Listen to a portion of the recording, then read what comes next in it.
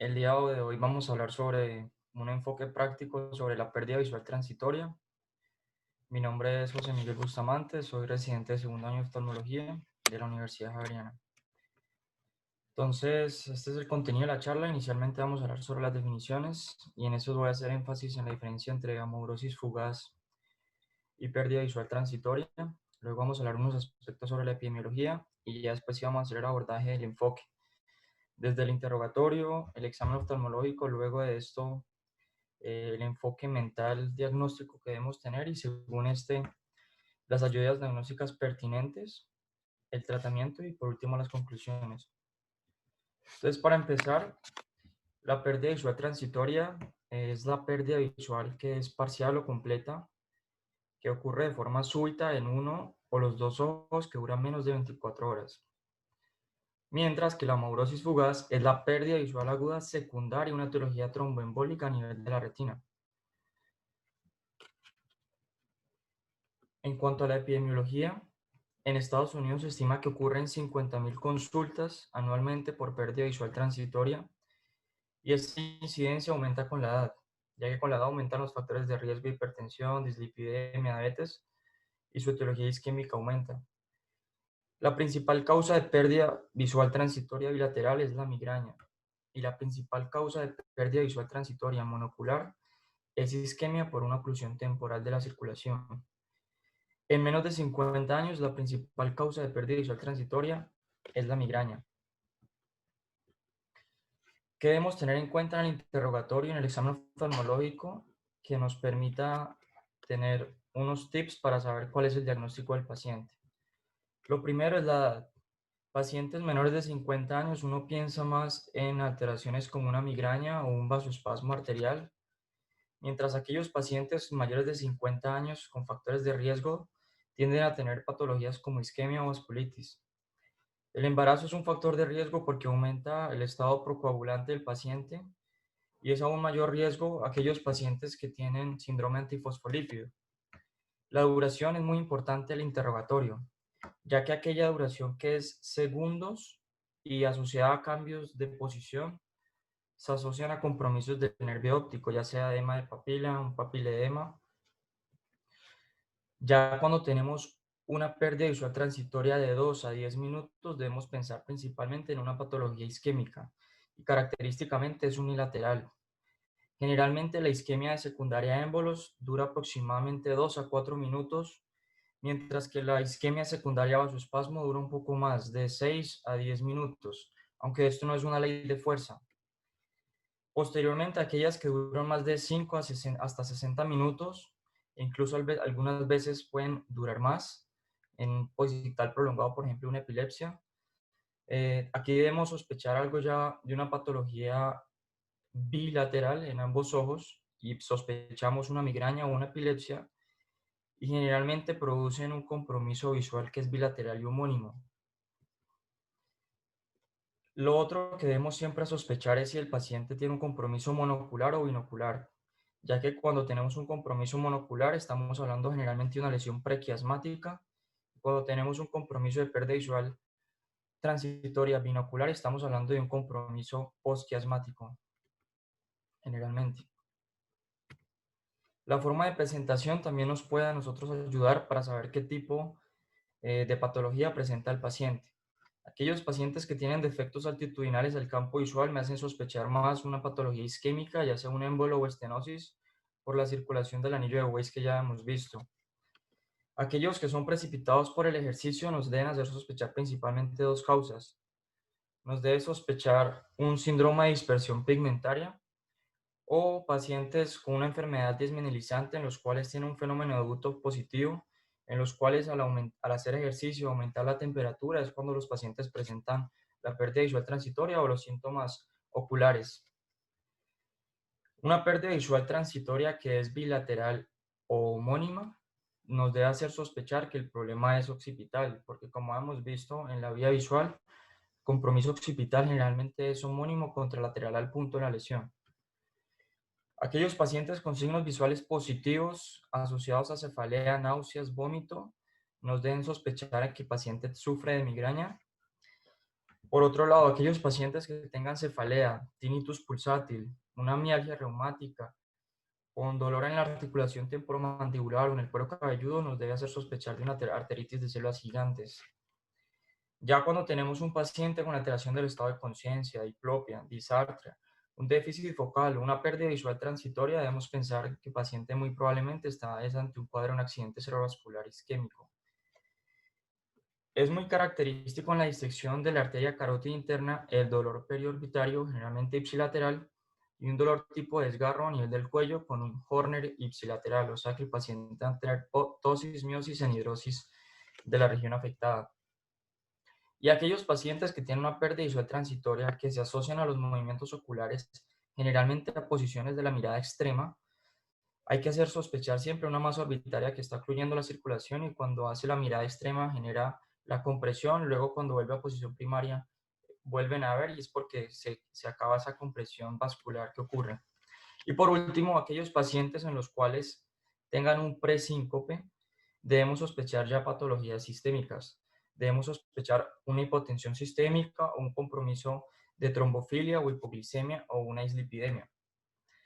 Esos son los principales factores de riesgo que tenemos que tener en cuenta en el examen oftalmológico ante un paciente con una pérdida visual transitorio, ya que son factores de riesgo de una patología isquémica, como lo son la hipertensión arterial, diabetes, dislipidemia, el consumo de cigarrillo, la apnea obstructiva del sueño, cualquier enfermedad teromatosa que pueda generar un compromiso de origen embólico, el uso de drogas intravenosas porque se aumenta el riesgo de la endocarditis, los antecedentes familiares de trombofilia siempre debemos sospecharlos, antecedente de cáncer porque es una patología que es protrombótica y las vasculitis o enfermedades del tejido conectivo, principalmente la de Takayasu y la arteritis de células gigantes.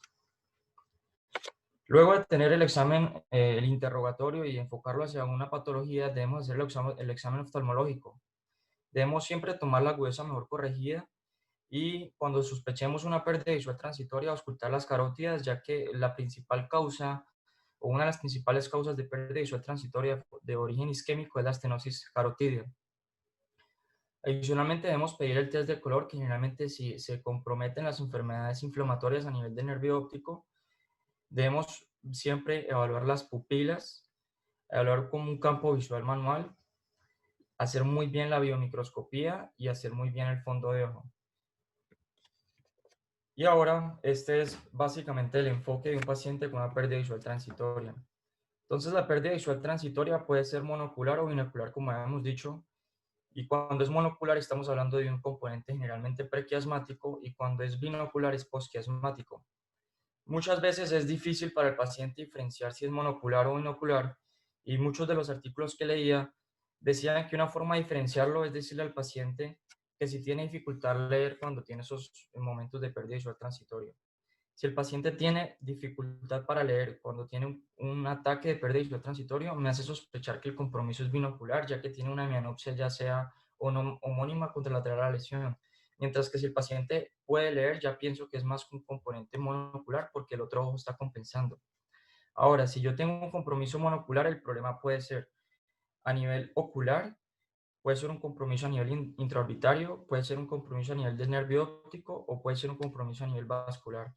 Y si el compromiso es binocular, yo pienso que está la lesión detrás del quiasma, ya sea intracraneal o quiasmática o radiaciones ópticas, etc. Entonces, a nivel ocular, las principales causas que debemos sospechar ante una pérdida visual transitoria son el ojo seco, las distrofias corneales, la síndrome de dispersión pigmentaria, un paciente con linfoma recurrente, glaucomas intermitentes de ángulo cerrado o pacientes que tengan ya sea un compromiso a nivel de la cámara anterior o a nivel del segmento anterior a nivel del vitrio. A nivel intraorbitario, lo principal es la compresión del nervio óptico por una lesión intraorbitaria y a nivel del nervio óptico lo que genera edema de papila o un pseudoedema o una enfermedad desmineralizante, ya que el edema de papila genera una disminución del flujo sanguíneo a nivel de la cabeza del nervio óptico y eso genera la pérdida visual transitoria. A nivel vascular, lo principal son las enfermedades ateromatosas que generan émbolos o tenemos también pacientes con vasculitis, vasoespasmo o enfermedades ya sistémicas como lo son la hipotensión sistémica, estados de hipercoagulabilidad o aquellos pacientes que tengan hipoperfusión crónica pueden hacer síndromes isquémicos oculares. Entonces vamos a iniciar con la pérdida visual transitoria monocular. Y en esta vamos a hablar de las causas oculares. Entonces las principales causas de pérdida visual transitoria ocular, pues realmente no son pérdidas visuales transitorias, sino los pacientes lo que van a referir en consultas más que todo una visión borrosa. Entonces entre esas tenemos el ojo seco, que ya conocemos, que es una alteración de la película lagrimal, y el paciente pues característicamente mejora con el parpadeo, y lo que vamos a hablar en el examen pues siempre es hacer el test de Schirmer y ver si tiene una queratopatía punteada y ver el BUT del paciente. Por otro lado tenemos el glaucoma intermitente de ángulo cerrado, y este glaucoma intermitente de ángulo cerrado ocurre porque hace de forma intermitente algunos cierres angulares, y eso genera que cuando haga los cierres angulares el paciente tenga un oscurecimiento visual transitorio, generalmente vea los de luz por la hidratación de la córnea, y podemos encontrar en la biomicroscopía un glauconflecken, o sea, un pigmento del iris a nivel de la cápsula anterior del cristalino. Adicionalmente, él va a decir que cuando tiene esos periodos de pérdida visuales transitorias, generalmente ese paciente tiene dolor. Y cuando hacemos la biomicroscopía, podemos ver que tiene un Van Herrick muy pequeño, pues muy corto, y podemos ver que cuando vemos el ángulo no se ve ninguna estructura, lo cual nos puede hacer sospechar que el paciente está ante un glaucoma intermitente de ángulo cerrado. Por otro lado, un poco más raro, tenemos el síndrome de dispersión pigmentaria, que es una patología con un carácter de herencia generalmente autosómico dominante, pero también hay reportes que puede ser esporádico. Generalmente compromete más que todo a hombres adultos jóvenes, y característicamente luego de hacer el ejercicio, ellos tienen una liberación del pigmento del iris hacia la cámara anterior, y eso genera unos picos de aumento de la presión intraocular que genera dolor. Podemos ver el uso de Krukenberg, que característicamente tiene su ubicación central, y es debido al humor acuoso que genera como unas ondas a nivel de la cámara anterior, y característicamente tiene esta forma. Y cuando hacemos la retroiluminación del iris, pues vamos a ver la atrofia sectorial del iris, que generalmente es más que todo en periferia media y cercana al esfínter del iris. Por otro lado, tenemos los pacientes con disfunción endotelial. Esos pacientes van a llegar con una visión borrosa y vamos a encontrar edema corneal y en algunos casos gutata corneal. Y está el síndrome de uveitis glaucoma o IFEMA, también llamado síndrome de Edison. Este síndrome es raro y es una complicación de la cirugía de catarata cuando ponemos unos lentes intraoculares mal posicionados, generalmente a nivel del sulcus. Eso hace que haya un contacto continuo con el tejido uveal y me va a generar, por un lado, dispersión pigmentaria hacia la cámara anterior, y por otro lado me va a generar un microifema, lo cual me va a producir a largo plazo un aumento de la presión intraocular que, si es crónicamente y no es tratado, puede generar un edema macular cistoide y una patología como una neovascularización del iris. Entonces, generalmente estos pacientes los vamos a ver después de una cirugía, vamos a ver que pues, la cirugía realmente no fue traumática, vamos a ver que el lente está más que todo en el sulcus, y cuando vemos la retroiluminación vamos a ver que en lugares sectoriales del iris hay una atrofia del iris marcada, lo cual nos debe hacer sospechar con la clínica a este síndrome.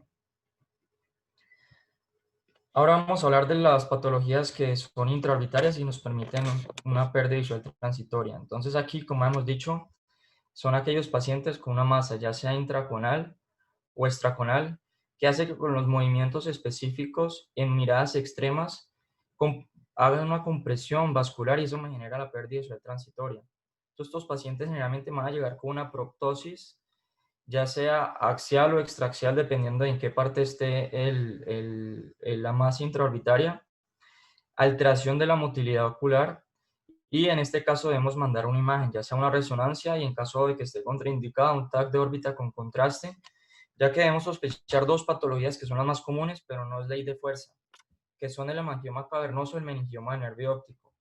Explican aproximadamente el 70% de los tumores intraorbitarios que comprometen, que hacen generar una pérdida visual transitoria. Aquí tenemos un caso de una paciente que consulta, tiene 55 años, ella consultó por una pérdida visual transitoria y tenía antecedentes de fibrilación auricular, hipertensión arterial, y decía que tenía una limitación para la movilidad del ojo derecho con proptosis. A esta paciente se le hizo una resonancia magnética y aquí podemos ver que tiene una varice trombosada La paciente fue llevada a una cirugía en la cual pues, se hace la resección de la varice y mejora los síntomas. Mejoró ya la compresión que tenía a nivel del nervio óptico y mejoró la proptosis y mejoró la motilidad ocular. Ahora tenemos las patologías a nivel del nervio óptico. Y en el nervio óptico, estas son las principales tres patologías, son el papiledema o edema de papila, la neuritis óptica y las masas intraconales que ya explicamos. En el papiledema, entonces, generalmente va a generar una pérdida visual transitoria y muy característicamente se asocia a cambios de la posición. Por ejemplo, eso lo podemos ver en los pacientes con esas mujeres que, por ejemplo, son obesas, que tienen hipertensión endocrinal idiopática, que generalmente al inicio del día, cuando se levantan, dicen que tienen pérdidas visuales transitorias que duran poco y que luego vuelven a la normalidad completamente.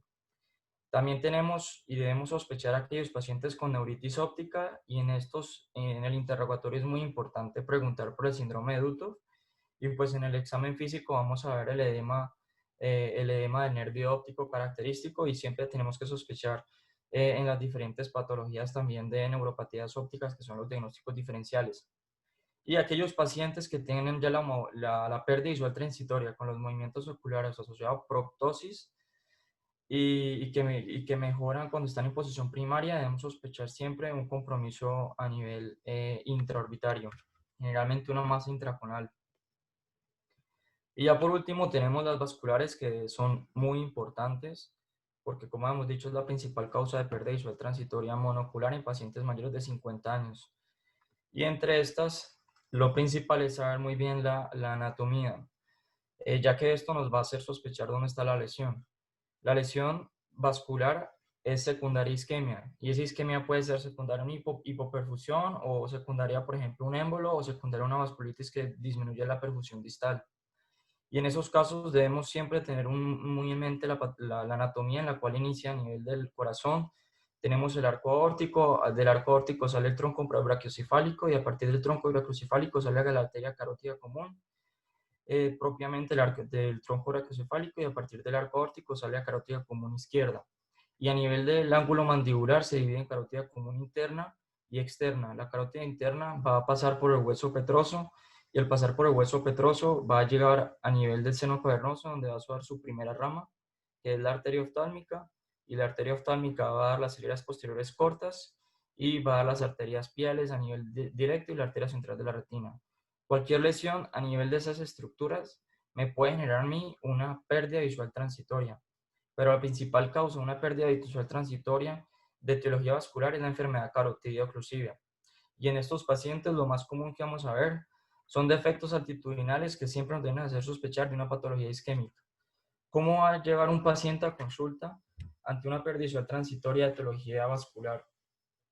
Entonces, estas son las principales causas que nos deben hacer sospechar a nosotros una patología vascular y entre esas vamos a ver que la patología embólica puede ser a nivel que salga de la carótida, que salga del corazón o que sale del arco aórtico. Y ya después de eso tenemos el vasoespasmo, la vasculitis y las alteraciones hematológicas ya que sean sistémicas. Entonces el émbolo puede salir prácticamente de una enfermedad carotídea, del compromiso de arco aórtico o una enfermedad cardiovascular. Cualquiera de ellos nos debe hacer sospechar en qué parte es el origen de la síndrome de pérdida visual transitoria. Pero entre estos, el más común es la enfermedad carotídea. Se ha reportado que 12 a 14% de pacientes que presentan una amaurosis fugaz posteriormente desarrollan una oclusión arterial completa de origen embólico. Y eso es muy importante tenerlo en cuenta. Eso quiere decir que prácticamente cada uno de 6 pacientes que vemos en consulta con una pérdida visual transitoria de origen isquémico, más adelante pueden, por ejemplo, hacer una oclusión de la arteria central de la retina. O sea que este es como un signo de alarma que debemos tener en cuenta para hacerle un buen examen sistémico al paciente. ¿Cómo va a llegar un paciente con un compromiso vascular de origen embólico? El paciente va a llegar con una pérdida visual de forma abrupta, que no es dolorosa, que dura generalmente, como hemos dicho, 1 a 5 minutos. Es raro, pero sí puede pasar que dure más tiempo, pero generalmente dura menos de 5 minutos. Y característicamente vamos a ver el defecto altitudinal del examen oftalmológico y después de unos minutos va a retornar a la normalidad la visión. Como hemos dicho, la principal causa de pérdida visual transitoria de origen isquémica vascular es la enfermedad carotídea. que en estos el 18,5% de pacientes con amaurosis fugas tiene una estenosis carotídea significativa mayor al 70%, o sea, casi 1 de cada 6 pacientes que vemos con amaurosis fugas tiene una estenosis carotídea mayor al 70% y como vamos a ver más adelante, esto tiene indicación de endarterectomía. En cuanto a la etiología, entonces el compromiso puede ser una causa aterosclerótica, en la cual la fisiopatología generalmente es la formación de un émbolo que va de nivel distal y compromete cualquier parte de la circulación que irriga la cabeza o la retina, y eso genera como tal los síntomas de la pérdida visual transitoria. Y están las causas no ateroscleróticas, en las cuales encontramos aquellos pacientes con disección carotidia, la arteritis de Takayasu, traumatismos de la carótida o arteritis por radiación, en los cuales la principal fisiopatología pues también pueden generar trombos y émbolos, pero generalmente es hipoperfusión distal. Es importante reconocer que el riesgo de accidente cerebrovascular después de una amaurosis fugas relacionada con esterosis carotidia es del 2% por año. O sea que eso quiere decir que estos pacientes, por tener la cercanía de la carótida con el sistema nervioso central, tienen el riesgo de 2% que va aumentando por año de tener un accidente cerebrovascular isquémico a futuro. Y ese émbolo puede ser de dos tipos. El émbolo puede ser calcificado, puede ser un émbolo de colesterol. Generalmente estos son émbolos, que aquí podemos ver émbolos de colesterol, que es el de Owenhorst, que estos generalmente me tienen que hacer sospechar de un origen carotídeo. Y lo que vamos a ver característicamente es que se encuentran generalmente a nivel de la intersección y va a generar entonces en los lugares en los cuales deja la irrigación, va a dejar entonces esta palidez de la retina que me habla de isquemia. Aquí también podemos ver la palidez de la retina y podemos ver la palidez de la retina, aquí podemos ver esta mancha algodonosa. Ya los que son de origen cardíaco generalmente son de calcio, también se encuentra a nivel de la intersección y esto nos tiene que hacer sospechar de un compromiso cardíaco, por lo cual se deben pedir electro, Holter, mapa, entre otros exámenes. La enfermedad carotídea me genera también estenosis carotídea. Una estenosis carotídea severa me genera una hipoperfusión distal. Y secundario a la hipoperfusión distal, pues me puede generar no solamente fenómenos visuales positivos, sino que también dependiendo a nivel de qué arteria esté comprometida, me puede generar también síntomas neurológicos. Y es muy importante reconocer en los pacientes con hipoperfusión el síndrome isquémico ocular. El síndrome isquémico ocular ocurre en el 15% de los pacientes con hipoperfusión y generalmente da más que todo en pacientes mayores de 60 años, hombres con una hipoperfusión severa, generalmente una estenosis carotidia severa. Y generalmente estos pacientes van a llegar con inyección conjuntival y episcleral. Y por la isquemia crónica, estos pacientes pues van a tener neovascularización del iris y secundario a esto con hacer glaucomas neovasculares con un aumento súbito de la presión intraocular. Pero lo más característico son estas hemorragias retinales que están en la periferia media, ya que estas son el diagnóstico diferencial de dos patologías principales: la trombosis venosa central de la retina y los pacientes que tienen diabetes. ¿Cómo los diferencio? Generalmente los pacientes diabéticos es bilateral, en este generalmente es unilateral y adicionalmente compromete más que todo la periferia media de pacientes con síndrome isquémico ocular, mientras que aquellas pacientes con una trombosis venosa retiniana o un paciente con diabetes mellitus generalmente compromete más que todo el polo posterior. Y adicionalmente se le hace entonces la angiografía, y en la angiografía, como el compromiso es hipoperfusión, lo que van a tener es un llenado capilar coroideo tardío y un aumento en la fase arteriovenosa, porque estos pacientes tienen un compromiso a nivel de las colaterales en la comunicación con la carótida externa. Entonces hace que todos se tengan que devolver y por eso aumenta la fase arteriovenosa. Entonces la pregunta es, bueno, si yo tengo un paciente con pérdida visual transitoria y yo pienso que tiene un compromiso aterosclerótico, me hice la pregunta de, bueno, ¿cuál es el signo que a mí me hace sospechar o que más me haga sospechar que el compromiso es isquémico? Y este fue el estudio más grande que han hecho. Cogieron 337 pacientes con una pérdida visual transitoria y estos pacientes tenían como tal un origen aterosclerótico. 159 tenían la arteria carótida interna normal, 33 tenían una estenosis del 69%, 100 tenían una estenosis del 70-99% y 45 tenían una oclusión completa. ¿Y qué encontraron? Que el defecto altitudinal aumenta el riesgo 4 veces de que el defecto sea por un compromiso isquémico. Y aquí lo hicieron, este es un análisis multivariado dependiendo del grado de estenosis.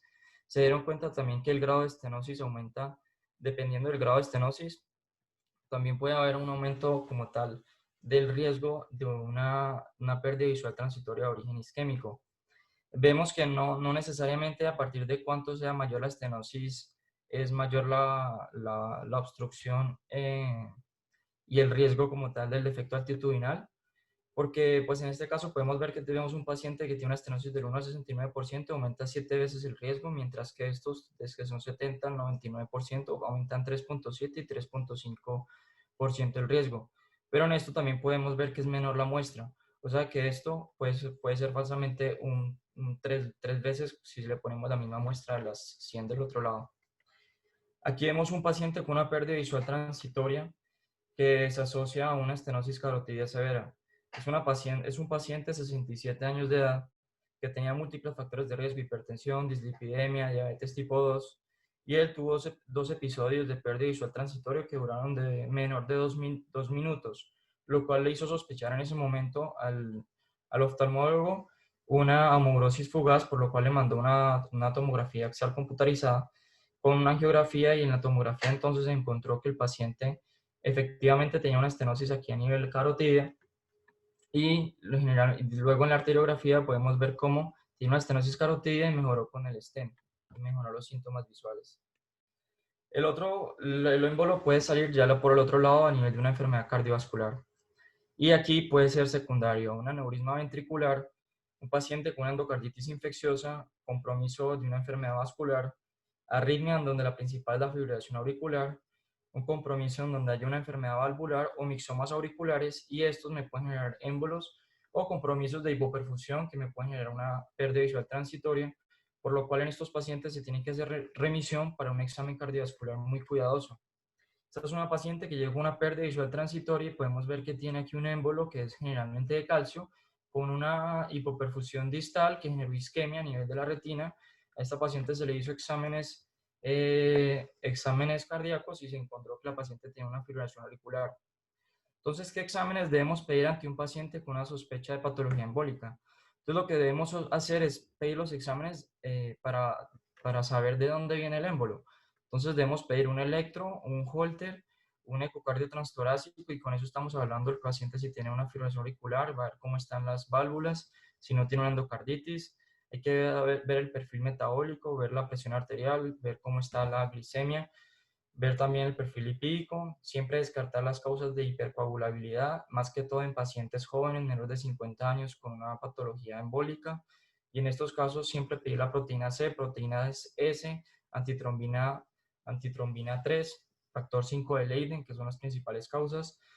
Pedir resonancia magnética y TAC cerebral, como hemos visto, el riesgo casi del 18% de isquemia y el 2% a largo plazo de un accidente cerebrovascular isquémico. Pedir la ecografía Doppler, que es el examen que es de tamizaje. Luego ya entre la angiotaquia y la angioresonancia, pues ya dependiendo de las contraindicaciones, la angioresonancia es un poco más sensible, pero definitivamente el gol estándar es la arteriografía. El problema de arteriografía es que es invasivo y se necesita contraste, pues pacientes con compromiso o enfermedad renal crónica después de estadios 4 o 5, pues sería un riesgo. La incidencia anual del accidente cerebrovascular, como lo habíamos dicho, es de un 2 a un 2.8% por año. Entonces, este es un artículo en el cual lo que hicieron fue que es un artículo retrospectivo, en el cual lo que hicieron fue que los pacientes con pérdida visual monocular de forma transitoria querían ver si tenían o no infarto agudo infarto agudo cerebral, y eso lo hicieron con este examen que es el examen de difusión cerebral. Entonces lo que hicieron fue que cogieron los pacientes con pérdida visual transitoria, en verdad cogieron 129 pacientes, y a todos estos pacientes le hicieron este examen de difusión cerebral. ¿Y qué se dieron cuenta? Se dieron cuenta que el 18% de los pacientes con pérdida visual transitoria tenía una imagen por difusión compatible con isquemia cerebral y ipsilateral al ojo afectado. O sea que muchas veces no solo tienen la pérdida visual transitoria, también tienen el compromiso neurológico. ¿Y cuál es el tratamiento de estos pacientes con compromiso vascular y pérdida visual transitoria? Pero realmente el tratamiento por parte de nosotros principalmente es en evitar que realmente haga una complicación. Y esto se basa en utilizar antiplaquetarios, estatinas y el control de los factores de riesgo. Estas son las bases del tratamiento de los pacientes con enfermedad aterosclerótica carotidia, y podemos ver cómo aquellos pacientes que tienen una estenosis mayor del 70%, pues estos pacientes se debería realizar una endarterectomía principalmente, que es el tratamiento de elección, como lo podemos ver aquí. Pero esta guía, ¿de dónde salió? Esta guía salió de esta publicación del New England Journal of Medicine de agosto 15 de 1991. Fue un ensayo clínico muy grande en el cual lo que hicieron fue que cogieron los pacientes con pérdida visual transitoria y a todos los pacientes se les hizo una ecografía Doppler, y en la ecografía Doppler lo que hicieron fue que dividieron los pacientes dependiendo del grado de estenosis de 0 a 69%, del 70 al 89%, perdón, al 99% o estenosis completa. ¿Y qué se dieron cuenta? Que aquellos pacientes con estenosis severa mayor del 70% que fueron a endacterectomía, el riesgo a largo plazo del accidente cerebrovascular se redujo significativamente, aproximadamente un 10.6%, con un rango del 2.6% para arriba o para abajo. Con lo cual, entonces, definitivamente los pacientes con una estenosis mayor del 70% debemos tratarlos. Luego, entonces, llegó este artículo del New England Journal of Medicine, hecho en el 2010, fue un ensayo clínico, y en ellos lo que hicieron fue que tomaron una muestra de 2.502 pacientes, a un grupo se le hizo endarterectomía y al otro grupo se le hizo stent. ¿Y qué encontraron ellos? Encontraron que en el periodo periprocedimiento el riesgo de infarto agudo de miocardio fue mayor en el grupo de endarterectomía, pero solamente en el periodo periprocedimiento, de un 2.3% versus un 1.1% en los pacientes con stent. Pero la incidencia a largo plazo del accidente cerebrovascular fue mayor en el grupo de stent, con un riesgo ya de 4.1% mayor, por lo cual generalmente estos pacientes, a no ser que tengan un compromiso cardiovascular, lo ideal es la endarterectomía. Ahora, la otra de las causas de la pérdida visual transitoria de origen vascular es la disección carotidia.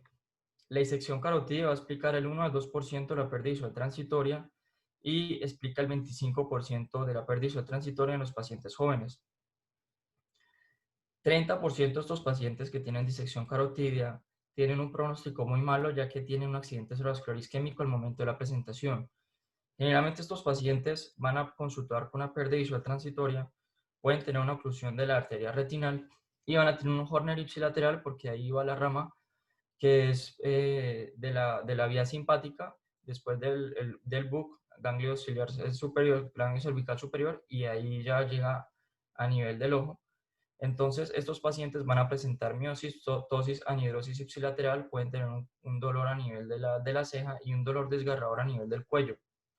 Siempre cuando tenemos un paciente con disección carotidia, tenemos que sospechar ya sea una esteatología espontánea, un compromiso postraumático, un componente después de un procedimiento.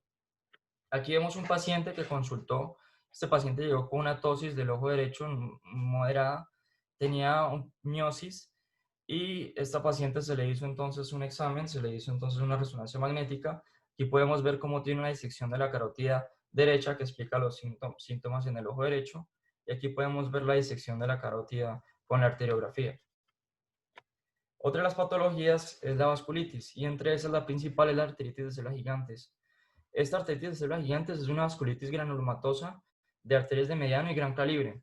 El 50% de estos pacientes van a tener adicionalmente en la consulta una polimialgia reumática, o sea, un dolor generalmente en las articulaciones proximales al inicio del día, y generalmente da más que todo en mujeres de 60 a 70 años. Al examen clínico vamos a encontrar un dolor a la palpación a nivel de la arteria temporal, una cefalea frontal y una claudicación mandibular, y síntomas sistémicos secundarios a la inflamación crónica, como es una pérdida del peso, y pueden tener sus pacientes una diplopia y defectos altitudinales. Al examen de laboratorio, pues vamos a encontrar una BCG y PCR elevada, y el examen, el gold estándar, es hacer una biopsia de la arteria temporal. ¿Por qué estoy hablando de la arteritis de células gigantes? Porque la arteritis de células gigantes, perdón, la pérdida visual transitoria, es el signo inicial en el 8 al 30% de pacientes con arteritis de células gigantes. O sea que un paciente con pérdida visual transitoria puede ser el síntoma inicial del debut de una posible complicación más adelante, que es una arteritis de células gigantes. Estos son los criterios de la artritis de células gigantes hechos por el Colegio Americano de Reumatología de 1990, que básicamente dice lo mismo que habíamos dicho acá. Y el tratamiento básicamente se basa en esteroides, con pulso de metilprednisona 1 gramo al día por 3 días intravenoso y luego de continuar con prednisona oral, 1 miligramo por día oral. El vasospasmo retinal debe ser para nosotros un diagnóstico de exclusión. Primero hay que descartar siempre una patología isquémica. Y estos pacientes van a llegar con una pérdida visual que es monocular y generalmente es completa y característicamente tienen varios episodios en el día. Adicionalmente, en algunas ocasiones pueden generar dolor periocular ipsilateral y su duración es menor de un minuto. O sea, son generalmente pacientes que tienen muchos ataques durante el día de menor de un minuto de pérdida visual monocular completa con dolor periocular ipsilateral. Y generalmente son pacientes jóvenes sin factores de riesgo cardiovascular. Pero siempre estos pacientes deben ser un diagnóstico de exclusión porque lo primero que debemos descartar es una patología isquémica. El manejo de nuestros pacientes es con bloqueadores de canales de calcio, ya sea verapamilo y adicionalmente antiagregantes con ASA 100 miligramos al día. Ya por último tenemos los pacientes con pérdida visual transitoria binocular. Y en estas las principales causas son posquiasmáticas y entre esas tenemos la migraña, masas en regiones occipital, la isquemia occipital transitoria y la convulsión occipital secundaria hipoperfusión. Entonces vamos a hablar de cada una. La migraña, como hemos dicho, es la principal causa de pérdida visual transitoria binocular y que generalmente me va a generar un escotoma que va a iniciar, generalmente inicia pequeño y tiene como en la periferia como un anillo lumínico que va aumentando de tamaño hasta comprometer todo el hemicampo homónimo contralateral al punto en el cual inició la migraña. Característicamente, como hemos dicho, el tiempo de todas estas patologías que generalmente son binoculares son tiempos más prolongados. Una migraña generalmente, en este caso, puede durar la pérdida visual transitoria por 20 a 30 minutos y adicionalmente después de eso pueden tener cefalea micraniana con náuseas, vómito y fotofobia. ¿Cuál es el problema de la migraña? Que en los adultos pueden debutar con una aura visual migrañosa sin cefalea. Y esto sí nos tiene que hacer sospechar o es muy difícil el diagnóstico. Generalmente, aproximadamente 1 de cada 200 pacientes con migraña sufre una pérdida visual transitoria. Esa es como la incidencia. Otra de las causas es la isquemia occipital transitoria. Y la isquemia occipital transitoria, pues básicamente es que hay isquemia distal, ya sea por un compromiso a nivel de la arteria basilar, de la cerebral posterior o la arteria cerebral media. En estos casos, estos pacientes van a tener una pérdida visual transitoria súbita, que puede ser hemianopsia homónima o binocular completa.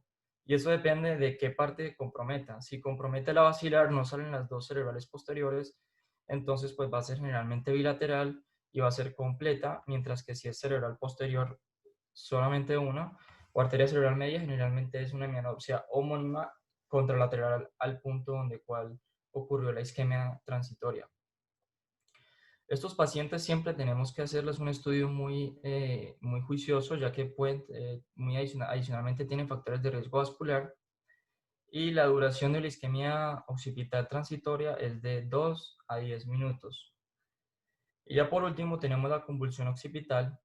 La convulsión occipital es más común en niños, con una duración de 5 a 60 minutos, en los cuales ellos pacientes van a tener fenómenos visuales positivos breves y recurrentes con destellos de luz o burbujas múltiples, y puede ser esa pérdida visual transitoria en el periodo ictal o posictal.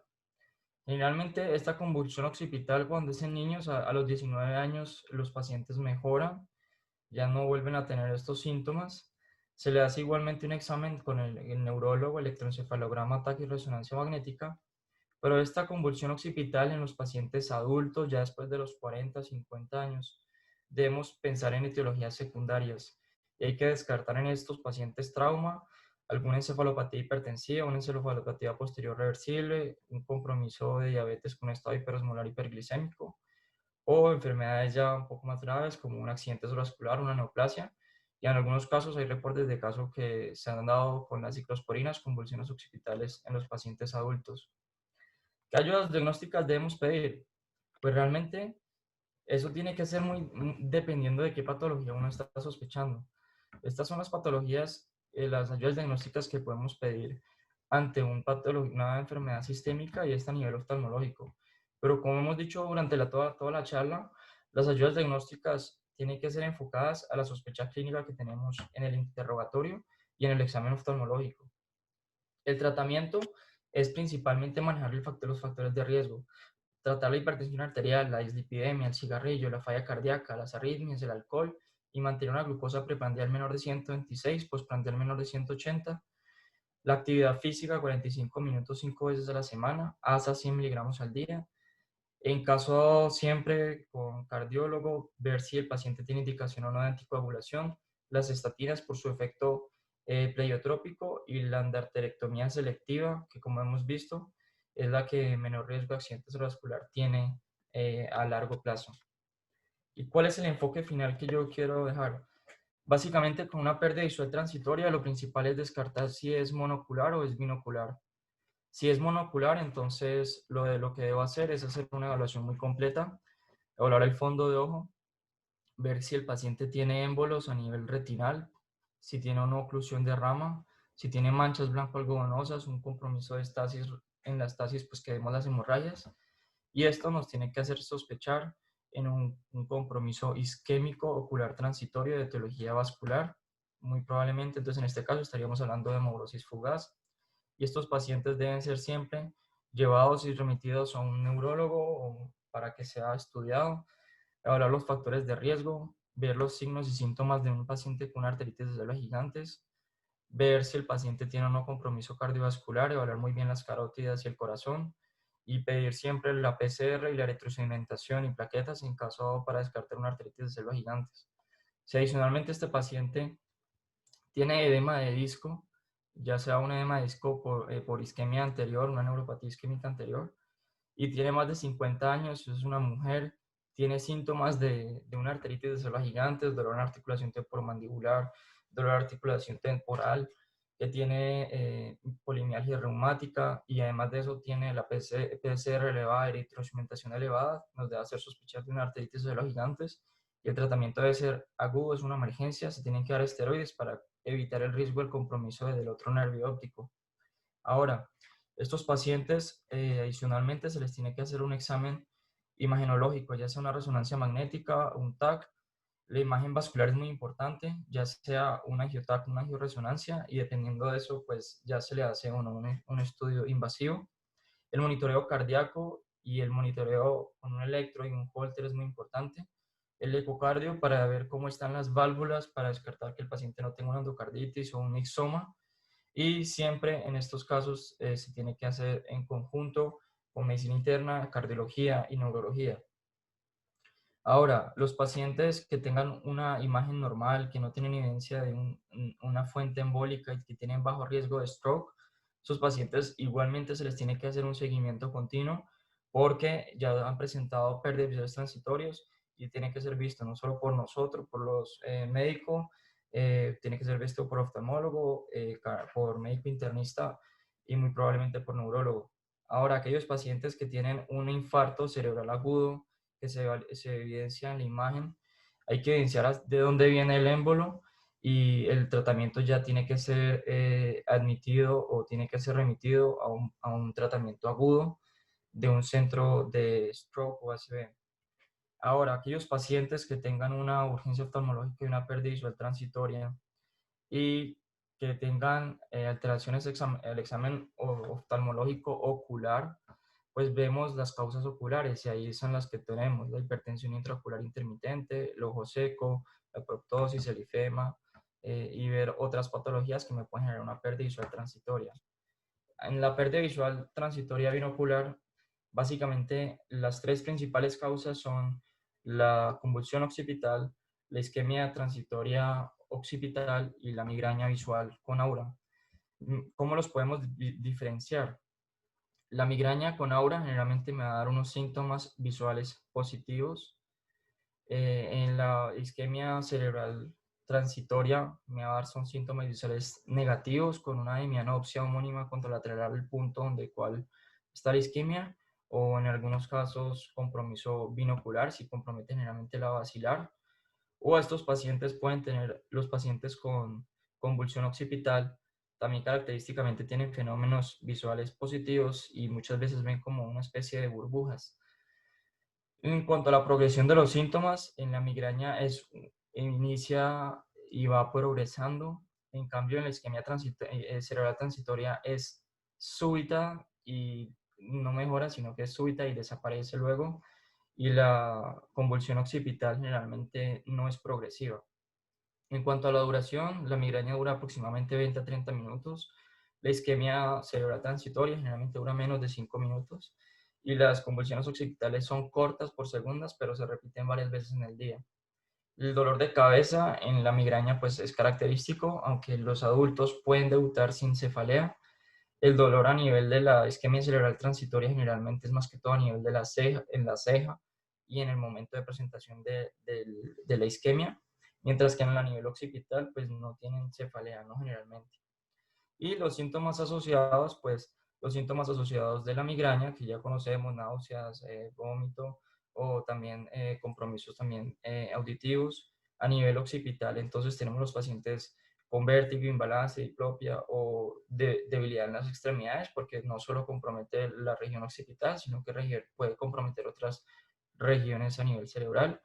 Y pues las convulsiones occipitales, pues generalmente no tienen ningún otro síntoma asociado. Entonces, en conclusión, datos claves: una pérdida visual transitoria es generalmente la primera advertencia de una enfermedad vascular sistémica potencialmente grave.